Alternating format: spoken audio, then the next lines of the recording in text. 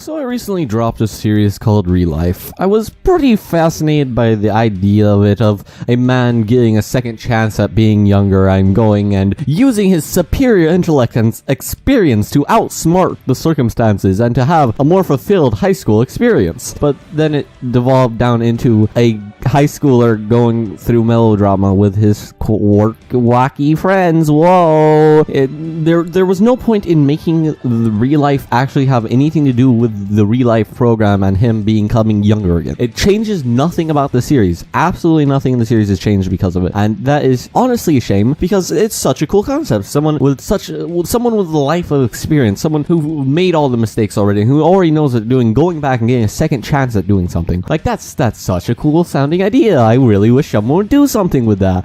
And yeah, if you saw the video, then you probably know that Tales of Demons and Gods does that, and yeah, it's pretty good. See, Tales of Demons and Gods is about a guy who ends up 13 again, and he's actually a really intelligent person. He's really, really smart, and throughout the entire series, he backs up the claim of him being intelligent with doing intelligent things, like, all the time. At one point, he outsmarts the shonen tournament system, the generic shonen tournament system. He just outsmarts it. He wins the tournament just through outsmarting what it is and how to psychologically fake out your opponents. That's why he manages to pull it off, and it's great. Honestly, everything about it is great, and it just consistently feels like it's making progress. There's never a moment where like, wow, it's really slow, there's nothing happening right now. It's just blazes through arcs and blazes through everything, and progress is consistently being made, and more characters are being introduced to the cast and being fleshed out and being characterized. They've touched upon a few things a couple of different times that, you know, they don't need to flesh out, like, oh, people underestimate him because he's a kid. That's been used a couple too many times, but it's such a good series, and there's a realm of realism. There's also a realm of, that sounds a little bit like we're supposed to be projecting upon him in the situation where a bunch of cute girls are throwing themselves at him, but, you know, besides that, great, 10 out of 10. It's an awesome series. I'd recommend everyone check it out. It's fully in color. It's like Korean or Chinese or something. I think it's Korean. I'm pretty sure it's Korean. I'm unsure. Maybe it's Chinese. I don't know. I don't honestly care either, because, you know, it's still a manga. I don't hold those feelings that just because it's not Japanese, it's not anime or manga. That doesn't even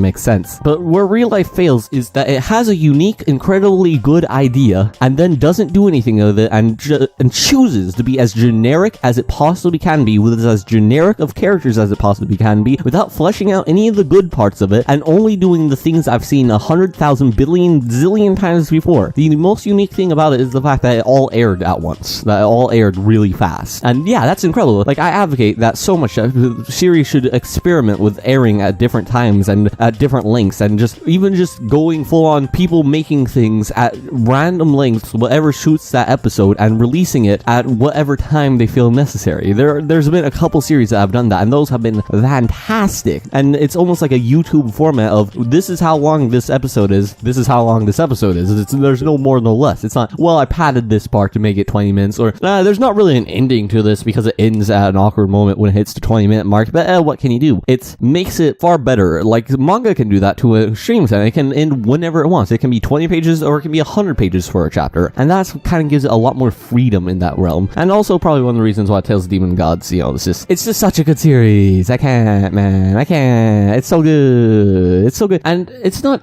just good in the sense of its core concept of someone restarting life and going back and starting over, but being a really intelligent adult and being able to have, you know, memories of the past and what's happened, and like Back to the Future style, I'm gonna bet on this horse. Really? No one's bet on that horse. Why would you do that? Oh, I just have a feeling, you know? Ho. But it's also just well put together. So it's a very good show in the series. It's got a lot of inspirations from Dragon Ball and some things from Naruto, but mostly it's a Dragon Ball series, and that's pretty good. There's not been very many series that have been basing themselves off of Dragon Ball as of late, and it's nice seeing something return more towards Shonen roots and execute it really, really well. It's just been hard. It's just been 10 out of 10. The characters are nice. Everything's nice. There aren't generic things. There are generic characters, but they're handled in such an ungeneric way. The theme throughout the series is that everyone pictures the world the way they picture it, and when something extraordinary comes along and changes their worldview, they realize they were foolish all along to think the world as only the way they saw it. That's a common theme. I like that. It kind of starts in the first chapter. First chapter is the weakest point of Tales of Demons and Gods. I didn't know if it was going to be any good from reading the first chapter, and that's surprising because it's what I call first chapter jitters, where it just really doesn't quite know what it's trying to do or what it needs to introduce or what it needs to do at all. But after the first couple chapters, it really gets into its place and it starts getting a rhythm going, and it becomes really good. I highly recommend it. And ReLife, I don't recommend in the slightest. I mean, if you want a generic melodrama, harem, ecchi, and not ecchi, it's not ecchi at all. But if you want a generic melodrama, friendship,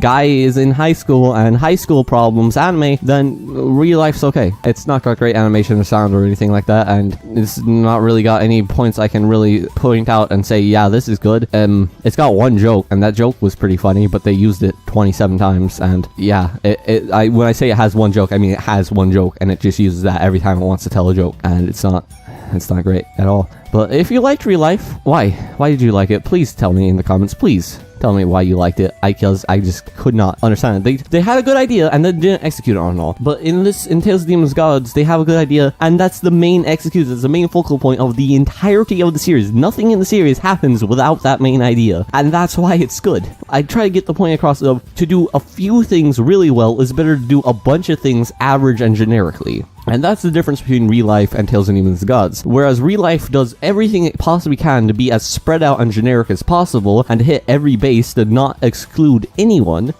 Tales of Demons and Gods excludes a lot of people, is kind of weird. It's not even like made in Japan, so it excludes all those like weeboos who only care about Japanese things, and it does so many things to exclude so many people, but it's so much better for it, and it does so many things so spectacularly and so well. And yeah, the main character is overpowered in the same sense that a full-grown man as a main character dealing with 13-year-old problems is going to be pretty overpowered. It's not he one-shots everything. He can't one-shot anything until like way later on in the series, where he had been practicing and training the entire time and had set up everything perfectly. And it's also a very unique world and all that jazz. But really coming down to it, Tales of Demons and Gods has an idea and executes it. ReLife has an idea just to sell copies.